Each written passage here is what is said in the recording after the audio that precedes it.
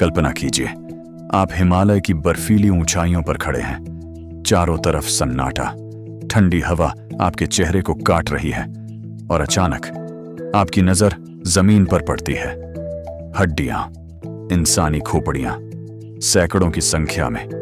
यह कोई डरावनी फिल्म नहीं, बल्कि भारत के उत्तराखंड में मौजूद एक असली जगह है, रूपकुंड लेक, जिसे लोग स्केलेटन लेक भी कहते हैं।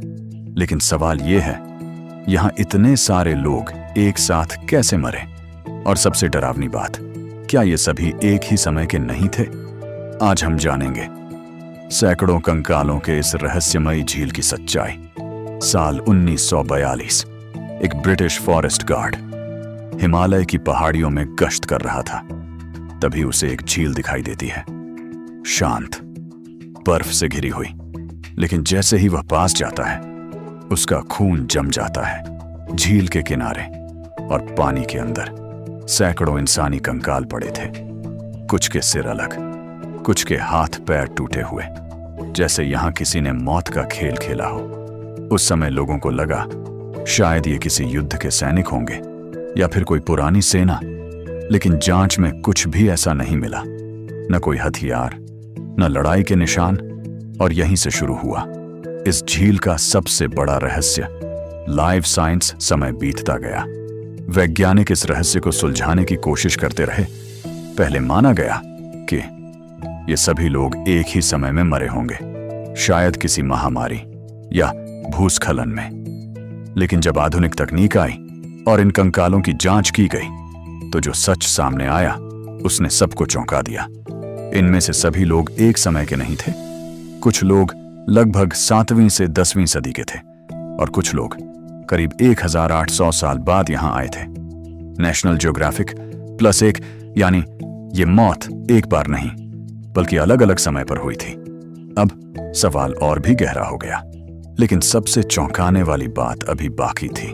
जब वैज्ञानिकों ने इन लोगों का डीएनए टेस्ट किया, तो पता चला इनमें से कुछ लोग भारत के ही थे, लेकिन कुछ लोग यूरोप के मेडिटरेनियन इलाके से आए थे, जैसे ग्रीस और क्रीट। नेशनल ज्योग्राफिक, सोचिए, हजारों साल पहले यूरोप के लोग हिमालय की इतनी खतरनाक ऊंचाई पर क्या कर रहे थे? इस सवाल का जवाब आज भी किसी के पास नहीं है। अब बात करते हैं उनकी मौत कैसे हुई। वैज्ञानिकों ने जब इन खोपड़ियों को ध्यान से देखा, तो एक अजीब चीज सामने आई। कई लोगों के सिर पर गोल गोल गहरे चोट के निशान थे, जैसे किसी भारी चीज ने ऊपर से जोर से वार किया हो। लेकिन वहां न कोई हथियार मिला, न कोई दुश्मन। फिर ये चोट आई कहां से? यहीं पर सामने आती है एक पुरानी लोक कथा। कहा जाता है सैकड़ों साल पहले लोग देवी नंदा देवी की यात्रा पर जा रहे थे, लेकिन उन्होंने उस पवित्र जगह का अपमान कर दिया और फिर आसमान से गिरे लोहे के गोले, जिसने उन सभी को मार डाला।